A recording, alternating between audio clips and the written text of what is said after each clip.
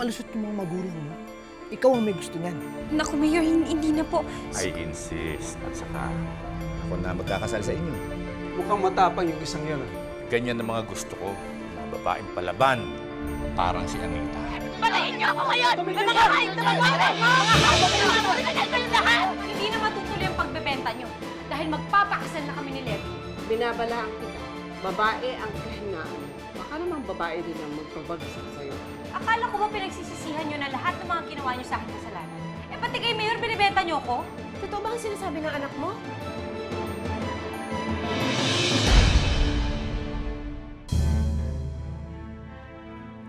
Nay?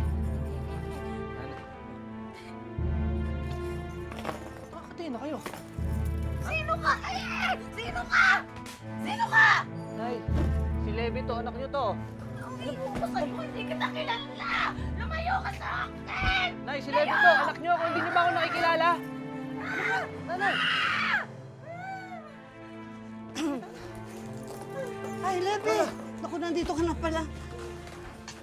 Oh, bakit? Ba't nakakandena na naman ng nanay? Naku ha, sinumpong na naman yan. Eh, nakatakas. Pagkatapos lahat ng mga tao sa kalye inaaway, pati nga Kafgo. Ayan, muntik na yung mabarila. Diyos ko naman. Ay, Diyos Maria Jose. Pala. Ito yung mga gamot niya. Baka kaya sinusubo kasi hindi nakakainom ng gamot. Eh, kaya nga, Apo, pwede ba? Dalas-dalasan mo naman ang pagdalo mo sa amin. Alam bang hindi ko nakakayanin to? Hindi ko na kaya alagaan at tingnan mo, nahihirapan na ako sa kanya. Oo, Lola. Sige, saglit. Kukuha lang akong mapainom ko ng gamot yan. Kung mabasa ko lang sana yung pinagdadaanan niya at nagkaganito siya.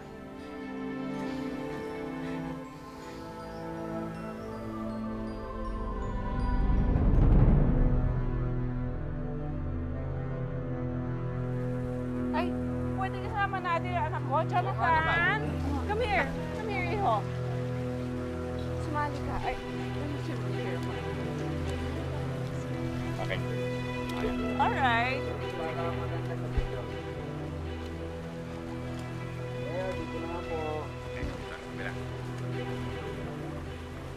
Oh, ito naman mag-ina ko. Kayong dalawa, kayong dalawa. Sige. Ano, kumain ba kayo? Ha? Tapos na po, Mea. Masasabi niyo sa mga lumalabas sa balitang kayo po daw ay maraming babae. Ikaw naman, hindi totoo yan. Dahil iisa lang ang babae sa buhay ko. At yan ang aking may bahay, si Rowena. Excuse me. Bakit? Ano yun? Ano yung tanong sa'yo? Mama, ano pong reaction niya sa mga balitang ito? Anong balita? Si Mayor po daw, maraming babae, ma'am. Ay, naku. Alam nyo, hindi na ako nagpapa-apekto sa mga ganyang balita. Dahil kung meron man nakakaalam sa tunay na pagkatao ni Mayor, walang iba kundi ako yon. Dahil sa higit na 22 taon naming pagsasama bilang mag-asawa at pagiging mayor niya ng San Felipe. Eh, alam ko na marami diyang gustong manira sa pamilya namin, sa pagsama namin, pati na rin sa pagiging mayor niya. Eh, alam ko at sasabihin ko sa inyong lahat, si Mayor ay isang mabuting ama, mapagmahal na asawa, at higit sa lahat, responsableng mayor. Wala na to iniisip kundi kabutihan ng ibang tao, no? Eh, siyempre naman. Mayor, anong masasabi niyo na kapatid niyo ninyong nagpapakalat ng mga balitang ito? Siyempre, masakit. Dahil kamag-anak ko pa gumagawa nito. Pero alam nyo, pinapasa Diyos ko na lang ang lahat. Alam ng Panginoon, wala akong ginagawang masama. Maraming salamat po, Mayor. Salamat po, Mayor. Kain na muna kayo! Sige po, Mayor. Inom pa, ha? Tapos na po. Opo, Mayor. Ay, nakita niyo na ba ang aming aso? Naku, napaka-cute niya. Labrador yan, Halika! Labrador yan. Kunan niyo, oh. Chami, chami, John chami. Charming. Chami, chami. Oh, Nabayaran ng ombudsman, kaya binasura ang kaso natin laban sa kanya. Ang lakas-lakas ng ebidensya ko. Ricardo, mahirap kalabanin si Mayor Guatlo. Hindi ako susuko. Isa lang ang paraan para talunin siya. Ano yun? Lalabanan ko siya sa pagkagobernador. Alam mo, kumisa naman, normal ang kilos niya. Minsan tahimik. Pero malungkot siya. Ay, nako, pero kung minsan napaka-bayolente. Nagagalit, inaaway lahat. Palagay ko, parte yun ng kanyang nakaraan. Lola, ano ba talagang alam niyo tungkol sa nangyari kay nanay? Wala naman akong alam ni Katiting eh. Basta ang alam ko, nag-alitan kami. Pagkatapos lumayas siya. Eh, hindi ko naman alam na dito lang pala sa San Felipe siya nandoon. Pagkatapos, hindi ko na alam kung anong nangyari sa kanya. Hindi ko alam kung paano siya nabaril. Basta nung nagpunta ako doon, ang alam ko, nabuntis siya. Alam niyo, Lola, may dahilan kung ba't nabuhay kami ni nanay. Balang araw, malalaman din natin ang katotohanan. So nga pala, kakasal na ako, Lola. Talaga? Eh, sino ang mapapangasawa mo? Rachel ho ang pangalan niya. Alam na ba niyan tungkol sa nanay mo? Hindi pa ho. Hindi mo pabalak na sabihin? Hindi ko alam kung paano niya tatanggapin eh. Sayang naman, hindi kami makakarating sa kasal mo. Pero alam mo, kung nasa tamang pag-iisip lang ang nanay mo, alam kong masaya siya para sa'yo.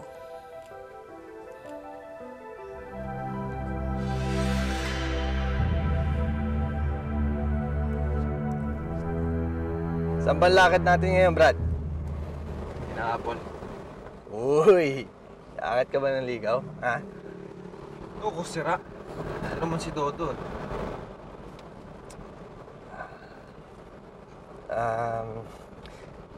Magtatagal ka ba ron? Mukhang. Bakit? Eh, may sasaglitin sana ako dyan sa munisipyo eh. May kailangan lang ako kasi kasuhin. Ano ba kasi kasuhin mo nun? Nagbabalak na kasi kami nung shota ako magpakasal eh. Meron lang kami mga papeles na asikasuhin sa munisipyo. Ganun ba? Kakasal ka na? Ayos yan ah. Sige.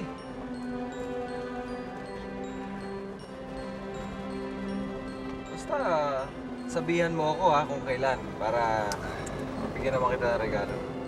Oo, mamaya. Pag nagkaayos-ayos na. Tsaka, ka lang magregalo. Mabuti pa. Mag-best man ka na lang. Ha? Best man. Oo. Mukhang maganda yan ah. Sige, cool. Iba ka rin eh, no? Kasi pag best man, mas marami regalo eh. Ha? Ano ba yun? Pasensya ka na ha. Ngayon pala ako'y kakasal eh. Paanda rin na yung auto. Morning, Mayor. Morning. Mayor, Oh. magandang araw ho. Nandito. Ano na kayo doon? Si Rachel, yung anak ko, gusto ko paalam sa inyo na kakasal na eh. Bakit mo pinayagan? Matigas ang ulo eh. Hindi ko kaya. Kailangan mapigilan yung kasal. Paano mo, Mayor? Eh, saan ba sila kukuha ng lisensya para magpakasal? Hindi pa sa munisipyo. O ako na bahala doon. Sige na.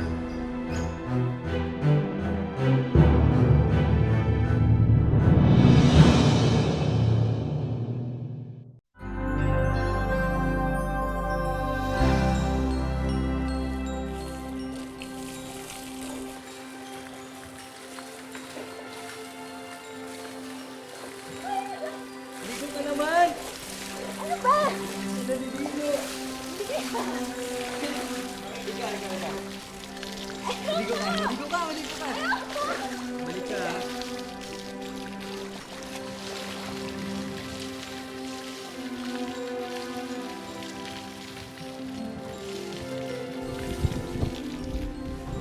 Jonathan, ayaw mo ba talaga mag-swim? Ayoko. Bakit? Basta ayoko lang. Okay, kung ayaw mo mag-swimming, edi hindi na rin ako mag-swimming. Sasamahan na lang kita dito. Oo ba? Okay lang ako. Sige na. Swimming ka na. Sama mo si Dodo. Sige na, okay lang ako. Kailangan daw ng birth certificate nating dalawa. Yung NSO certified. Yung resident certificate. Certificate ng family planning seminar. Certificate of no marriage. Ang dami naman certificate. Eh, ganun daw talaga eh. No requirements, no license. Posible kaya na maikasal tayo sa susunod na linggo? Eh, yung Senomar pa lang daw, 3 araw na eh. Tapos yung scheduling pa nung family planning seminar. Kakainis, ang tagal nga eh. Ay, naku. Hayaan mo na. Hindi naman tayo nagmamadali. Pasasampay, kakasal din naman tayo.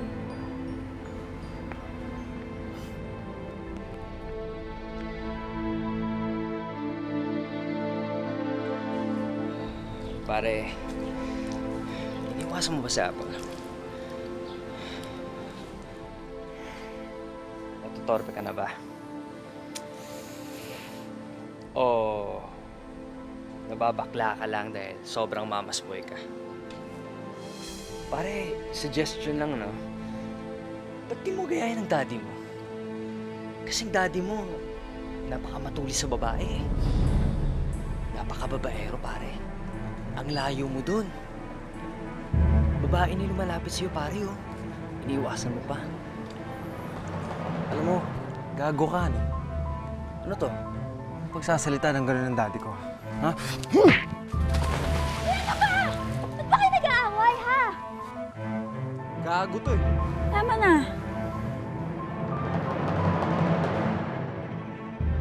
Ito yung lalaki pakakasalan na Rachel. Oh, hanapin mo.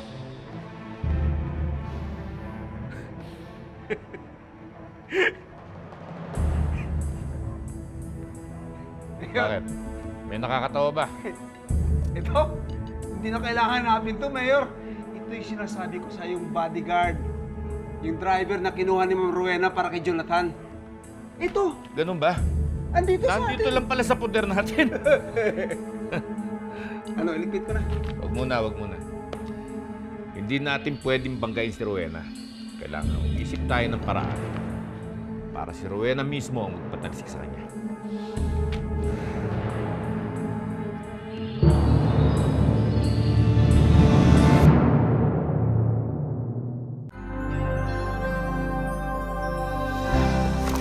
Nasaan ba kasi yung birth certificate ko?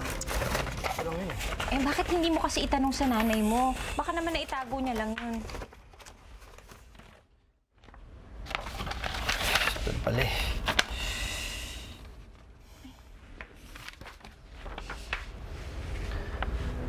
Anita pala ang pangalan ng nanay mo.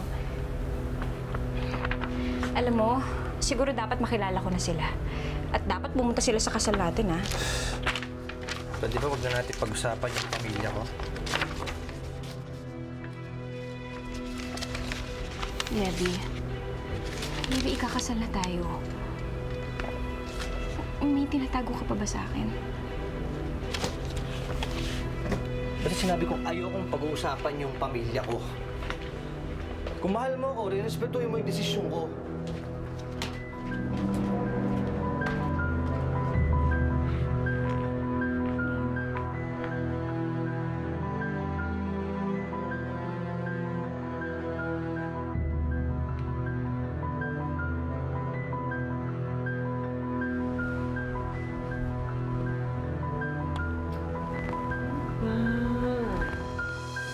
Tagal na tayong hindi.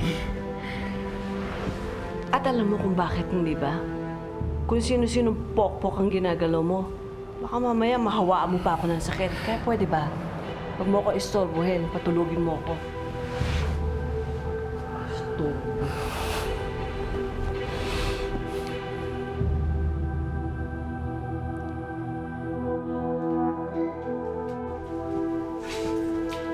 Okay na. Alis ka na. Huwag mo nang bilangin. Ayos na yan. Salamat, ha? Sa uulitin, ako ulit ko na yun, ha? Mayor, Loy. Ano balita kay Rachel? natuntun ko ng tirahan, Mayor. Sige. Dalhin mo siya sa akin bukas ng gabi, ha? Opo, Mayor.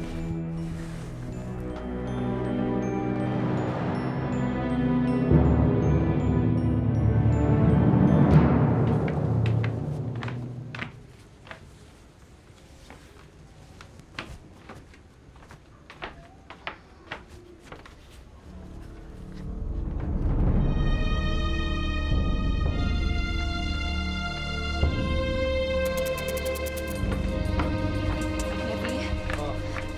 Levi, halika. May tao sa labas eh. Ano? May tao dito sa labas. Saan? Dito. Ayun o.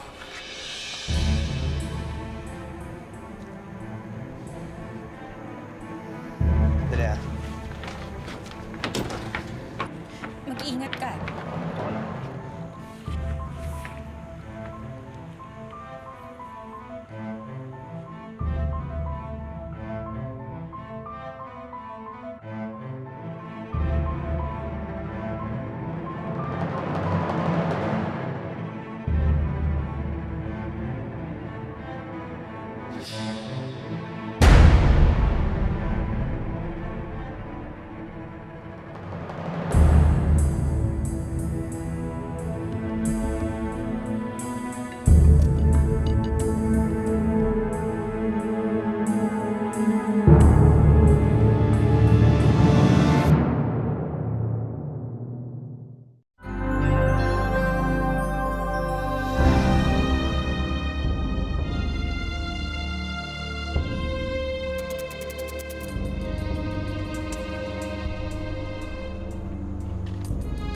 Wala naman eh.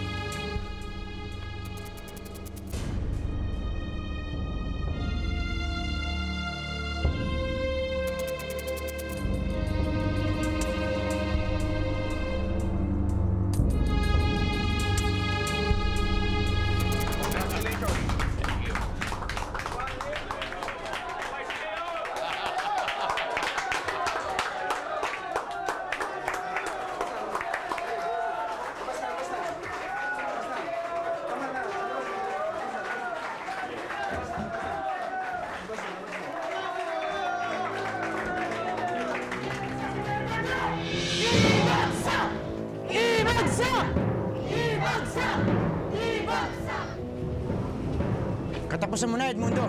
Nagsisimula pa lang ako, Ricardo.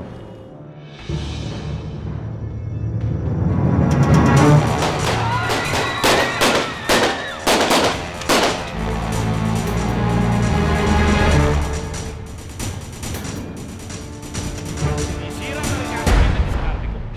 Kailangan dispatchahin na yan! At para ano? Para lalo kang madiin sa ibinibintang nila sa'yo? Pwede naman natin palabas yung aksidente o kaya mga gumawa dahil mga komunista sila. Ay, ikaw talaga, oo. Napakabobo mo. Walang maniniwala dahil ikaw lamang ang pinaghihinalaan. Eh ano nga gagawin ko? Kailangan manalo ka sa eleksyon at saka natin titirisin yung mga hayop na yon.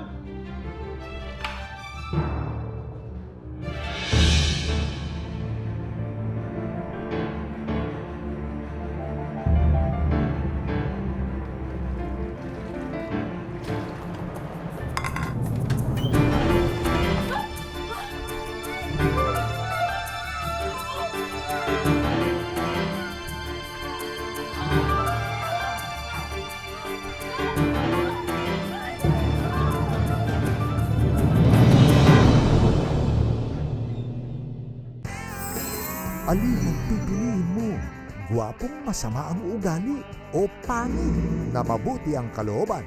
Si Ani ba naman yung kagwapuan niya kung barumbado siya? Eh, ang pag-ibig naman, wala naman talaga yan sa itsura. Nasa kabutihan ng puso yan. Nasa puso talaga ang tunay na hiwaga ng pag-ibig.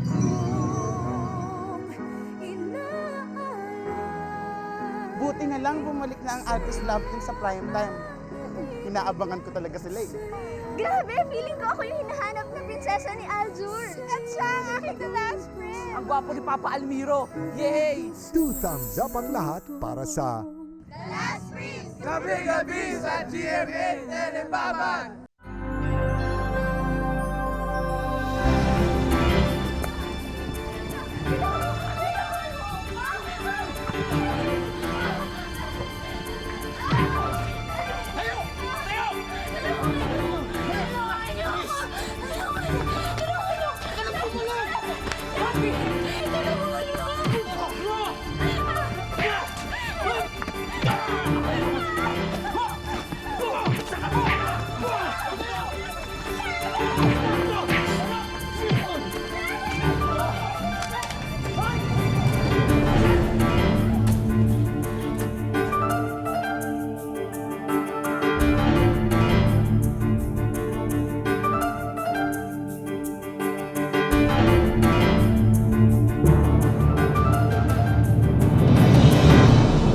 Mag-o-open na pala yung resort niyo, Jonathan.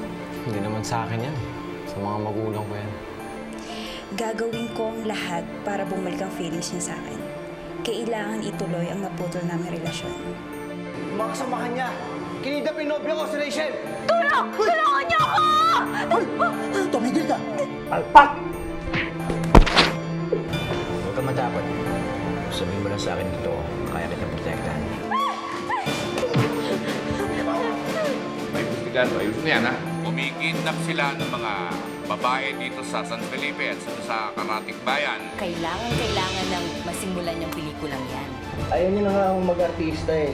Matitibata sa ginagawa mo yan eh. Ano ka ba? Wala na po bang ibang paraan para mabawi yung kontrata? Kailangan nyo magbayad ng ₱250,000.